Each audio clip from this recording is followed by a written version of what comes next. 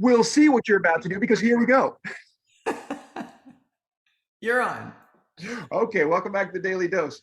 My name is Robert. It's my pal Susan. The word story is a big deal to both It of us. is. And Go I ahead, tell me. recently, well, I kind of recently discovered it has multiple meanings. Hmm. And I have started what may end up being a blog on our website. I don't know. We'll see. But at the moment, it's called The Risk and Rewards of Storytelling. Yeah. Because what I didn't realize until a recent event is that the stories that I learned in our day one program that I've been carrying around all my life are stories that I created them. I maybe superimposed something on an event or a memory or a moment or something someone said or whatever.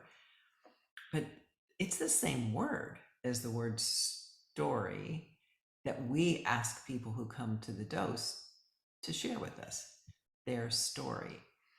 And so I thought, well, how do we tell when we're actually in that space of being kind of held victim or captive of some old stuff? And I realized it's another piece of what you teach in the games, in the improv games, which is to lean in.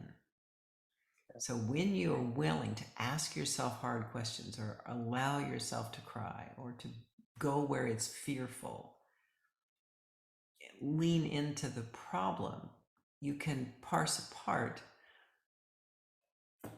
what isn't real. Yeah. Oh, that's what that is. And I love how you said that when a story, which again, think of a story again as a neutral tool, kind of like we were talking about AI, right? The story is a neutral tool.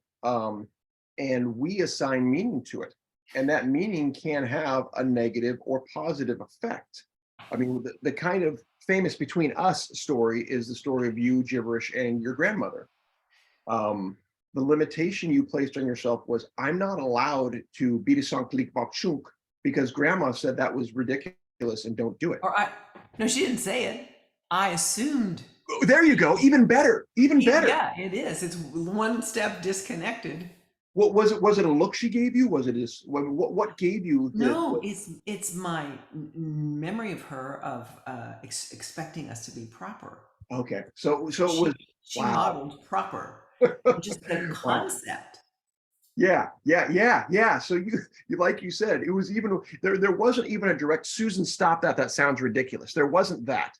You could have in your story mind made it up, but that didn't happen. You're reasonably sure of that. It was really visceral. Oh, it was really primal. Wow. Yeah. And again, it was something you said without even having her seen it, this could upset, disappoint, whatever her, right? Get a And look. therefore I better not. Get a Even look from as a her. 70-year-old woman, you, Mhm. I'm still not allowed to play because potentially, does gibberish look like? I mean, was there a piece you're saying, "Ooh, that looks like fun, but I better not"? Was what behind that story? Took a long time to get to that. Yeah. Long. Oh, yeah. Right. So to So even the get voice there in was my a head was huge shouting. uncovering. Yeah, yeah. Yeah. Really deep. Well, Down in that black sticky mud. that's so important what you're describing right now. And I know we've gone over this differently, but it's lovely seeing it through this lens today because we're speaking about the power of story, right? And so many people want to, and we've seen this in our day one classes where we're really diving into story, they want to play on the surface level of the story because it doesn't require, back to learning, effort. It doesn't require, Or or or they have a voice in their head that's dictated stuff for their lifetime and they've ascribed truth to that, there you go. weight to that, and There it's you not go. really legit. Right. Right. The tapes in our head, as we said, the OFS, as you call it, I mean, anything that has, for whatever reason we've assumed is the truth. And then another piece of us says, wait a minute, why am I carrying that bag? Why is that voice still there? And again, maybe it's the reflection of a stranger, going back to the mirror game, or not a stranger, but not an intimate person, a person who doesn't know my story, but who sees something and helps me see something that was incredibly vulnerable that I didn't even know I displayed. And I go, oh my gosh, that's Mhm. that, isn't it? You Hmm. know what? I don't think I like that anymore.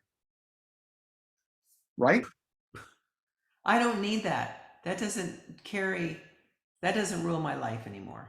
It doesn't serve me today.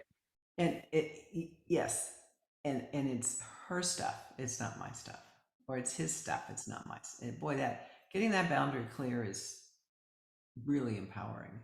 Well, I have to set a boundary here because it's been 5 minutes. So thank you. This has been our daily dose.